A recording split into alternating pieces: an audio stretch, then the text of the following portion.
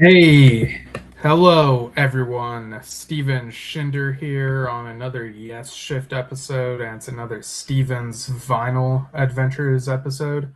And this time I'm finally talking about the re-released Symphonic Live, which for the first time has Ritual, that live version from that concert on vinyl.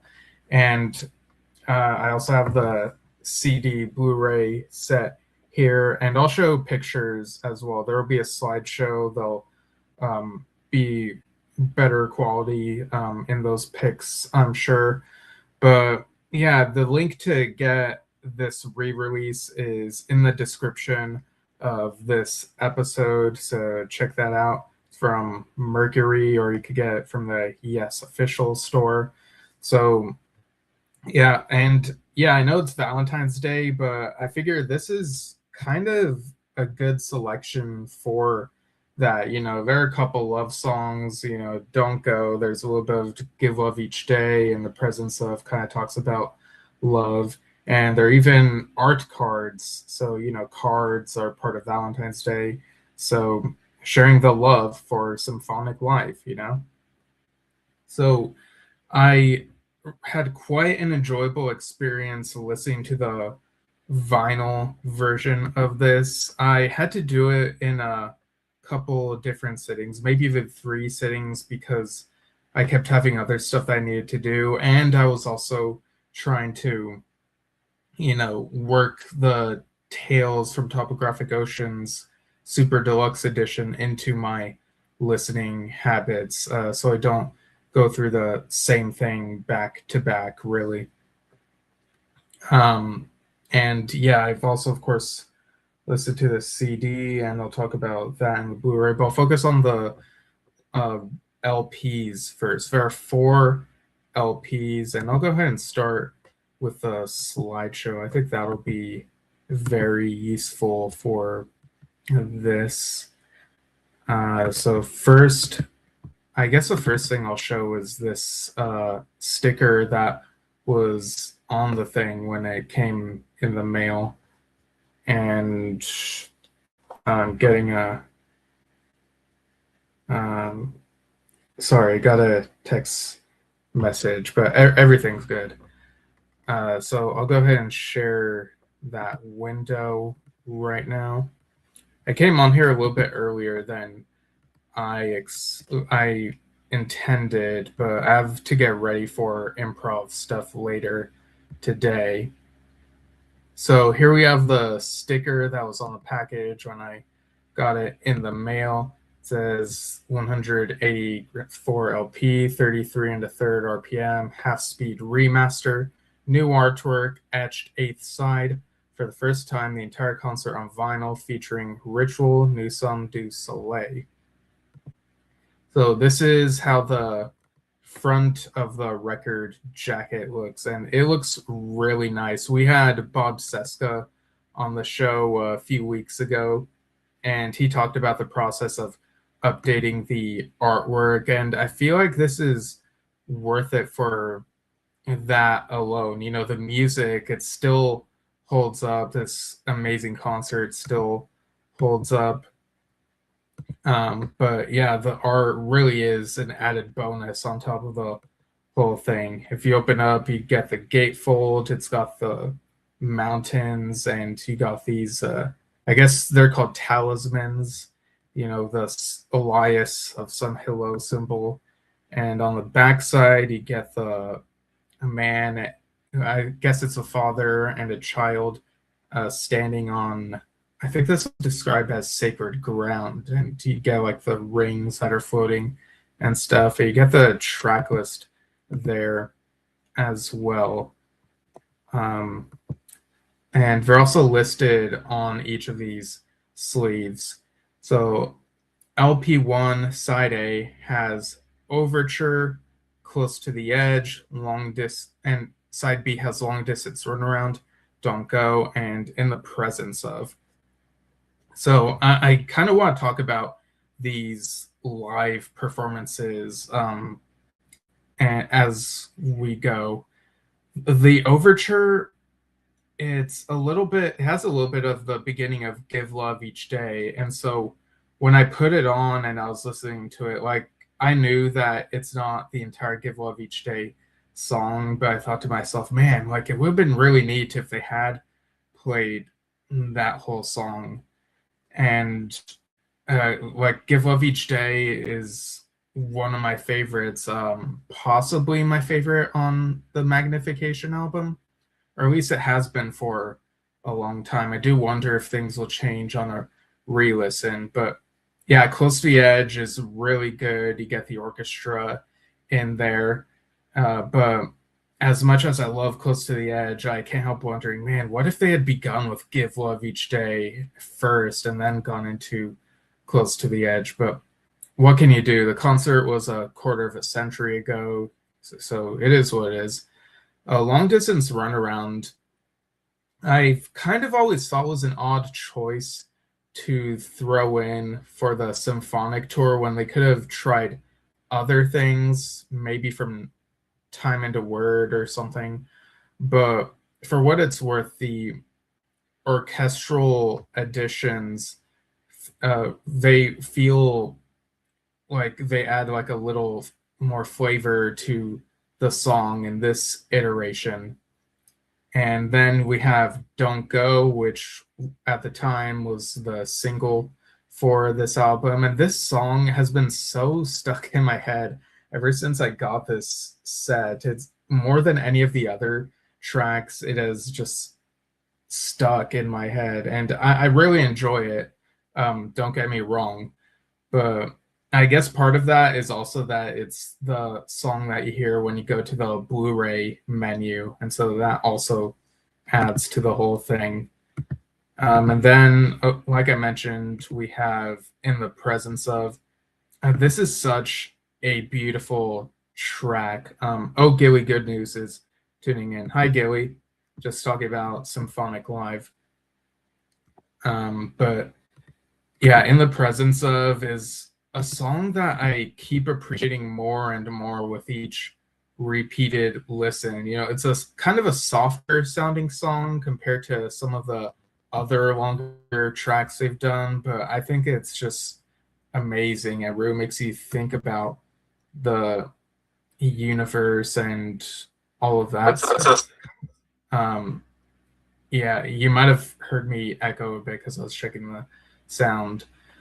But yeah, and something that as I was listening to this, I was really appreciating was John Anderson's extended, his talking in between certain songs. You know, some people think about Rick Wakeman as the comedian who's been in the band, and he definitely is. But John Anderson, whenever he talks in between songs, like sometimes he's just funny without even trying to be. And, I love, yes, I support the current lineup, and I do enjoy whenever they talk in between performances and they're sad, they're very kind to each other and to the audience. But the way that John Anderson would talk in between songs is something that kind of miss from Yes concerts.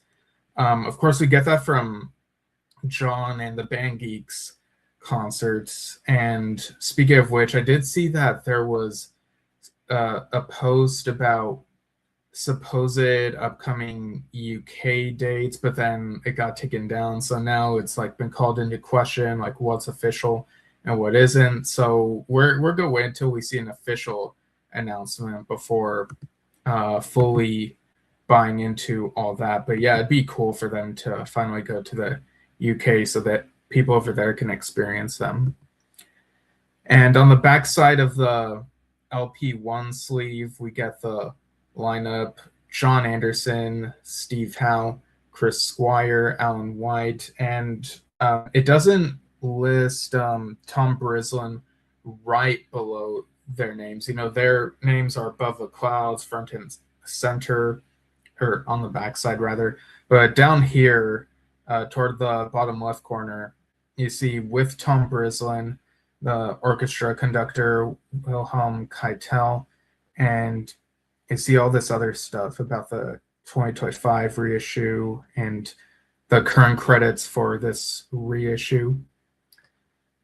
So yeah, Tom Brislin, he at the time of this tour, he was hired to play the keyboards. He wasn't considered an official member, but has, retroactively been listed as a Yes alumnus on their website.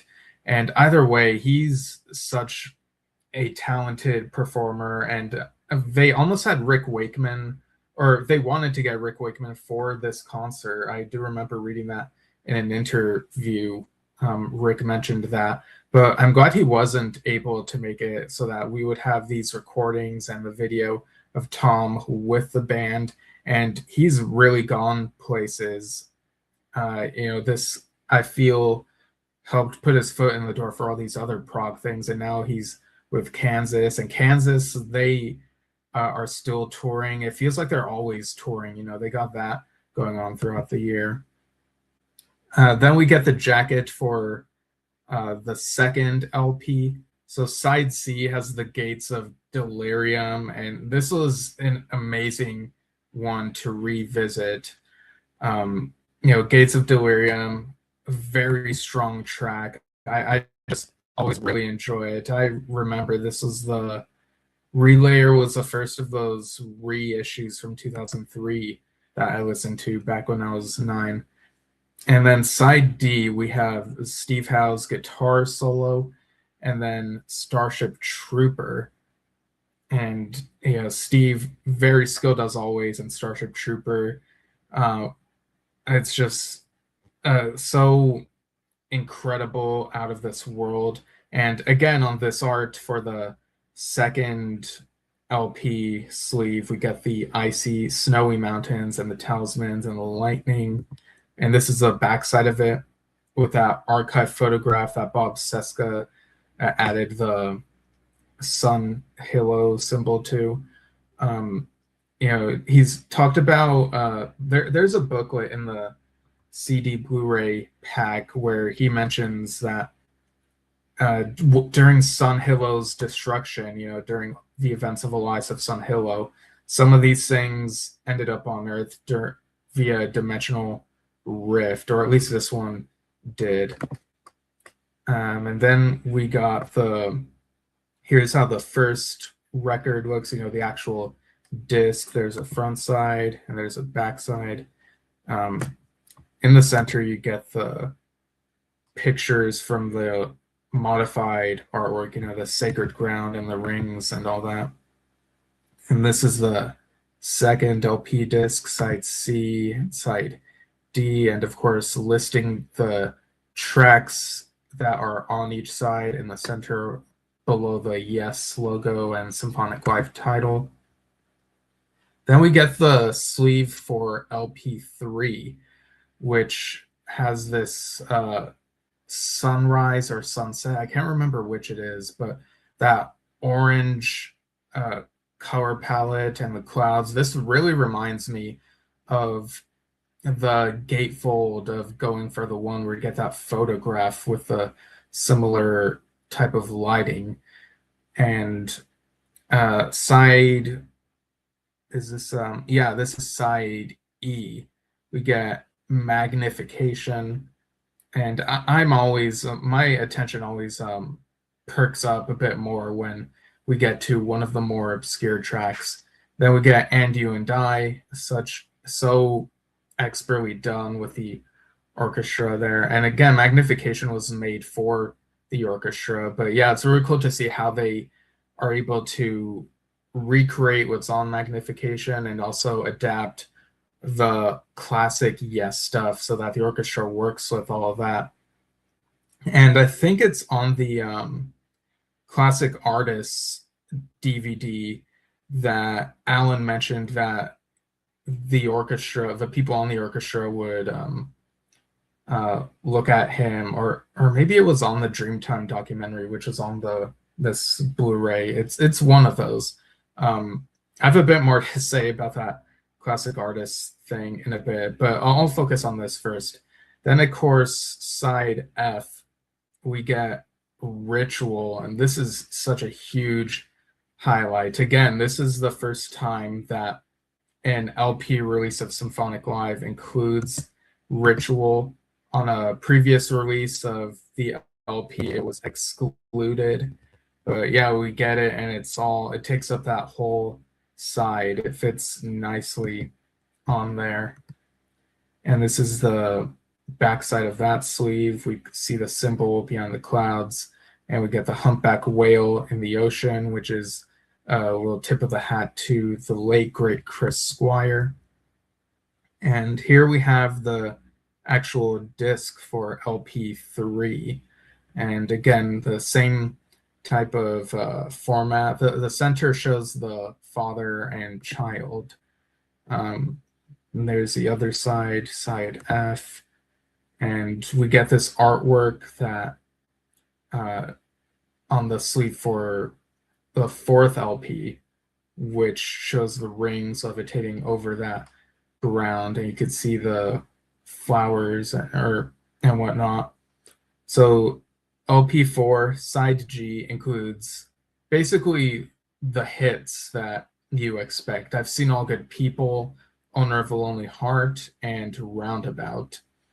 And then LP4 is the side H is the etched side. This is the back side of the sleeve, I believe. We get the more full view of that area. We see the symbol with the orb in it and the two figures standing by the edge. This really does feel like the Yes universe. And here we get the physical LP4, again, front, and then the back. It's hard to see the etchings in this photo, but it's hard for me to take a good picture of this with the lighting and everything. But the etching has the Yes logo and the title Symphonic Live. And yeah, in this picture, it has a little bit of a rainbow going on. So yeah, I'll talk about this in a moment.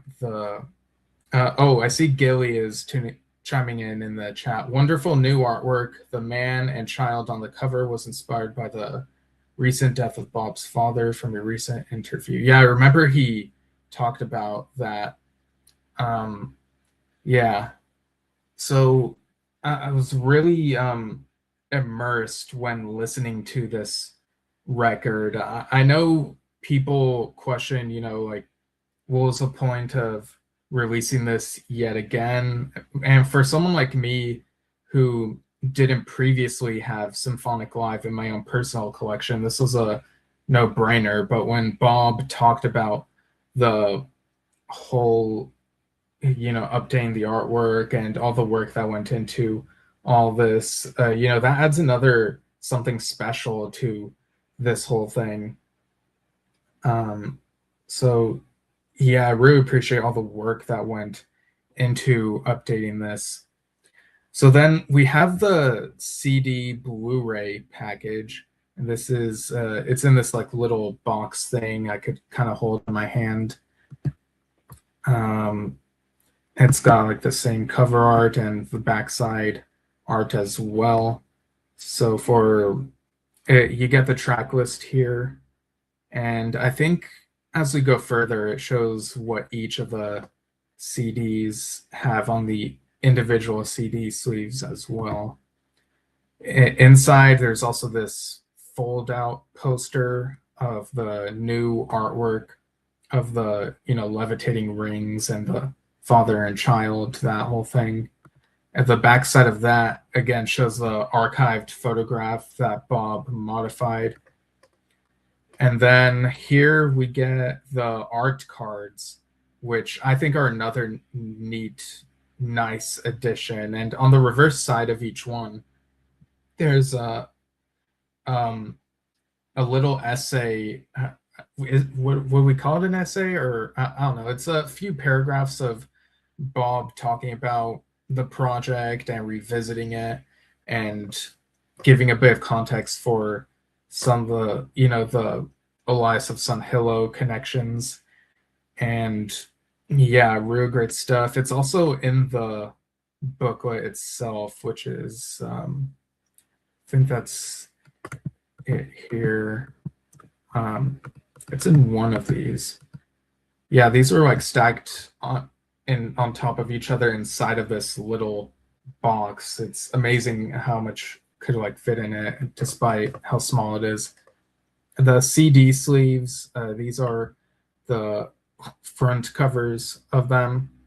So we kind of get the album art in different shades. This is kind of lighter, more yellowish for CD1. For CD2, it's like a darker green. And the Blu-ray cover has the art closer to how it actually is. In fact, I think that's how that art actually is with the lighting and stuff. These are the back sides. So yeah, I'll go over what's on each of the CDs. So CD1 has Overture, Close to the Edge, Long Distance Runaround, Don't Go, In the Presence of, Gates of Delirium, and Steve Howe guitar solo. I'll get back to that, using that as the end of that. Disc 2 has Starship Trooper, Magnification, And You and I, Ritual, I've Seen All Good People, Owner of a Lonely Heart, and Roundabout. Now, because the concert film itself is, and the whole recording, it's very lengthy, they had to cut out some of John's in between banter, in between songs, in order for all these tracks to fit on each of these CDs. So you do kind of miss them while listening to them, but I totally understand. And I mean, the Blu-ray comes with the CDs anyway, so with the Blu-ray, you would get the fuller experience. As for CD1 ending with Steve Howe guitar solo, I understand wanting it to be the actual running order. They're listing them in the order that they're performed and that they're presented in the concert film and recording. But since the CDs come with the Blu-ray anyway, I think for the CDs they could have taken a little bit of liberty and moved the Steve Howe guitar solo to CD2. Basically swap that with Starship Trooper so that CD1 ends with Gates of Delirium and then Starship Trooper, which really feels like a finale, instead of ending on Steve Howe's solo piece as the finale. Because Steve Howe's guitar solo feels, to me, it tends to feel like it's more of in an interlude type of spot in the set list, which here it originally is. Starship Trooper was a finale of the first set, if I remember correctly. But yeah, I wouldn't have minded having CD1 end with Starship Trooper and CD2 beginning with Steve Howe guitar solo. Now, I don't know um, if this is down to the recent work that who would call the shots during this reissue, or if they would have had to stick with how it had all been done before, because this was released on CD prior. I believe I remember reading that in the early 2000s there was a single CD, so it's a trimmed down track list. But then I remember in 2009 when there was finally a 2 CD release of Symphonic Live. So maybe they're conforming to that. But yeah, if possible, I think Liberties, just swapping those two tracks would have been fine. And of course, it shows the executive producers Mercury Studios and co-executive producer Jordan Burliant. The booklet that came in the package also lists the websites of each of the band members who were on this.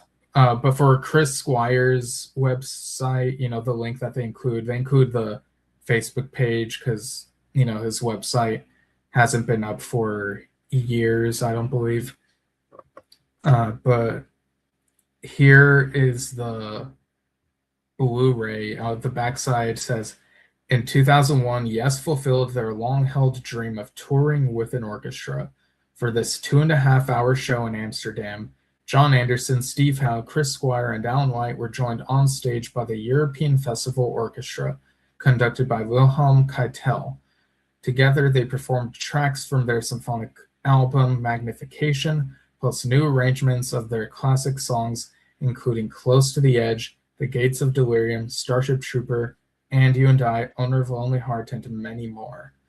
And of course, the Blu-ray has the entire track list: Overture, Close to the Edge, Long Distance Runaround, Don't Go, In the Presence of, The Gates of Delirium, Steve Howe guitar solo, Starship Trooper, Magnification, And You and I, Ritual, I've Seen All Good People, Owner of Lonely Heart, and Roundabout. And it includes that Dreamtime documentary, documenting that Magnification period, and it's such a nice time capsule there.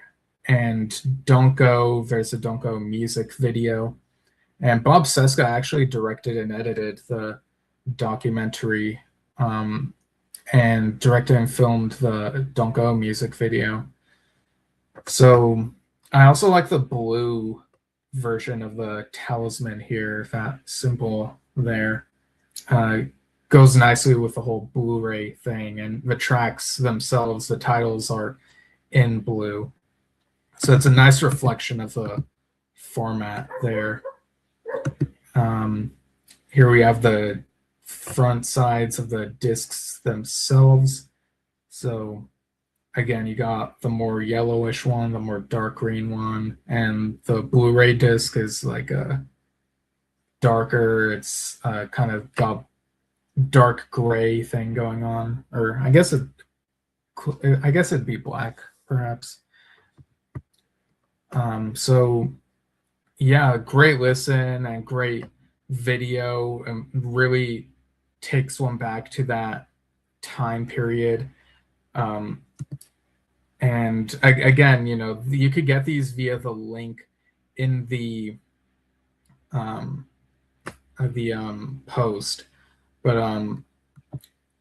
yeah, I also noticed that on the Mercury website, the link, where the link will take you, it also shows that there's this House of Yes, a limited edition vinyl, which I'll go ahead and share the tab of that. So yeah, apparently this ships out February 18th, according to what I saw on their site earlier. This is a 3 LP set, a limited edition translucent blue vinyl. And yeah, it includes, side A, Yours Is No Disgrace, Time and a Word, Homeworld. Side B, Perpetual Change and Lightning Strikes. And side C is A Messenger, Ritual, which is a little excerpt, And You and I. Side D, It Will Be a Good Day, Face to Face, I've Seen All Good People. Side E, Awaken. And side F, Cinema, Owner of a Lonely Heart, and Roundabout. So I do wonder if it includes the little bit at the end where John's singing, "We're here at the House of Blues," maybe that's part of Roundabout. I don't know. It's there on the site if people want it. I'm not really sure that I'll be adding it anytime soon. I kind of gotta be selective with these things. But yeah, I'm definitely glad I got this re-release Symphonic Live set. And for the Blu-ray, we talked with Bob in our interview about, he mentioned how in the concert film, the Blu-ray, they didn't include the layer where it's the concert without the animations, the 3D animation.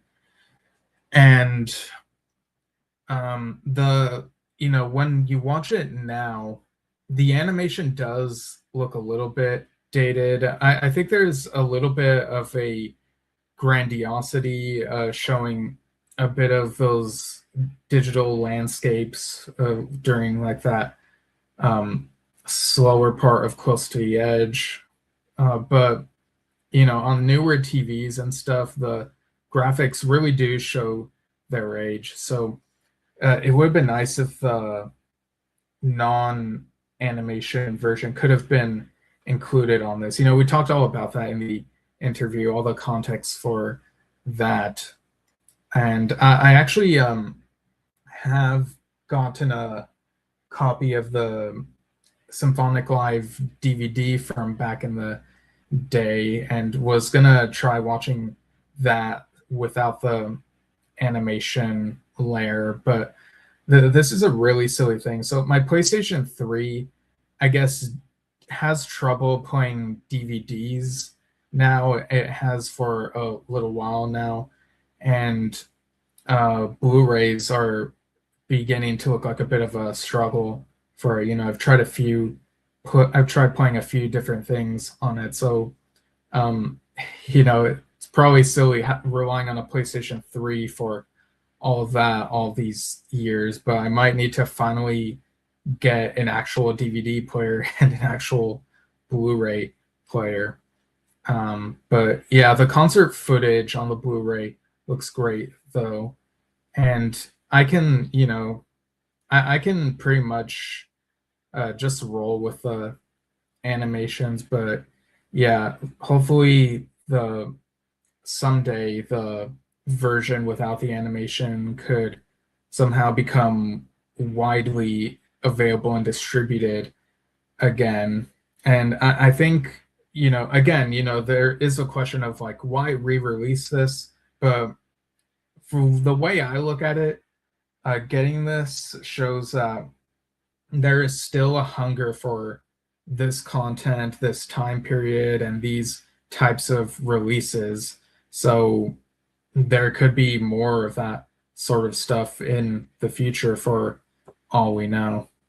I see a new comment. Ziggle1 says, "Love the channel, bro. Keep going." Yeah, thanks so much. Glad you're enjoying the channel.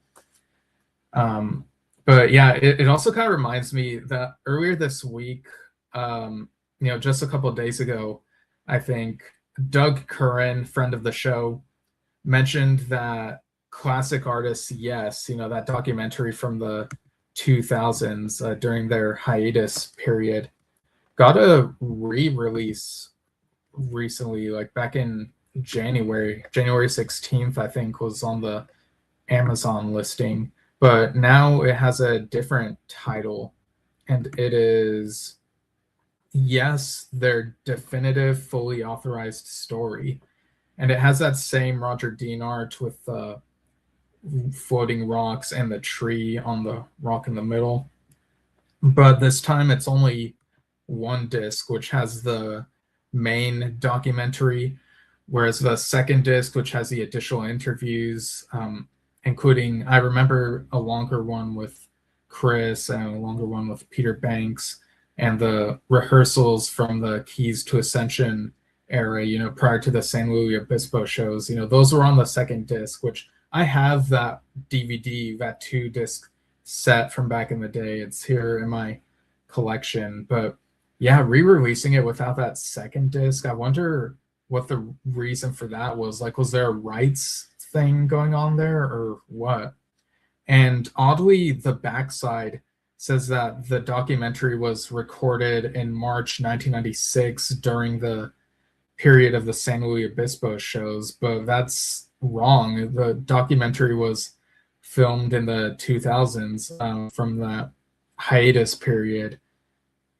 So yeah, it's a really good documentary from what I remember. When I got that in 2008, it was a little jarring how it was kind of different from Yes Years. I grew up with the Yes Years as a little kid, and they would edit in the live footage and music videos in between talking. So there's less of that, but I grew to appreciate how it included so much interview footage. We got a full, complete story of Yes on video up till that point. Of course, so much has happened since then. I feel like we're overdue for another Yes documentary. The only other one that I remember since then was an online one for the 50th anniversary.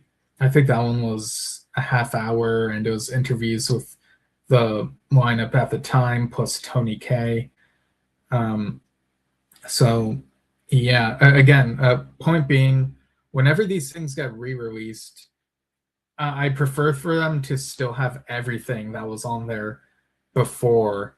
You know, these releases, they contain stuff that means a lot to us, memories, and we need to preserve those kinds of things. Same thing with Star Wars, and now apparently they're finally gonna re-release a restored version of the original theatrical cut of the original film next year for the 50th anniversary. So stuff like that I really love to see. But anyway, all that aside, the live recording, it sounds so good. Like it'll put you in a better mood when you listen to it. And yeah, it's such a great period of the band. I'm glad they were able to try that orchestra idea, and can't say enough great things about the updated artwork. All right. I hope I did enough justice to the re-released Symphonic Live. Again, get the re-release, whether you prefer it in LP format or CD and Blu-ray. I'm glad I have both of them. And they look and feel really nice. They're just really great aesthetically, and that's high praise given that it's not Roger Dean. And we love having the Roger Dean art for a lot of these. Oh, Gilly is chiming in again saying, we need a new documentary about the Davisonian era, maybe presented by Preston Fraser. Oh yeah, because he wrote that book. Yeah, there's it's definitely, the Yes story is definitely a longer story now. But yeah, get it from Mercury or the Yes official store. Apparently Mercury had a orange vinyl of ARW Live at the Apollo that recently sold out, so that's kind of interesting. And yeah, thanks for tuning in to the show. Whenever I do these vinyl review things, I try to say as much as I can about what's on these things and what they mean to me, and also try lacing in some current ongoing stuff. In fact, I remember last time I was on here, I said, a lot of record store day stuff, but amidst that, I forgot to mention Bill Bruford put up a video where he talked about Lark's Tongues and Aspic, which is a really interesting video on his channel. I definitely recommend it. But yeah, looking forward to what more is in store for Yes, whether it be archival releases or new releases. John Davison said in a new interview that the new Yes album will probably come out in July.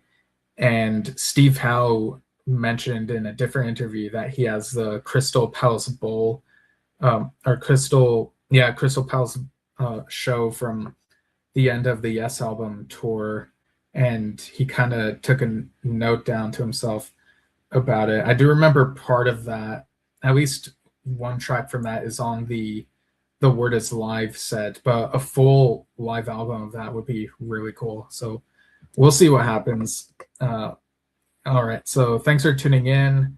I'll be back. At some point, I'll finish listening to the Tales from Topographic Ocean Super Deluxe Edition.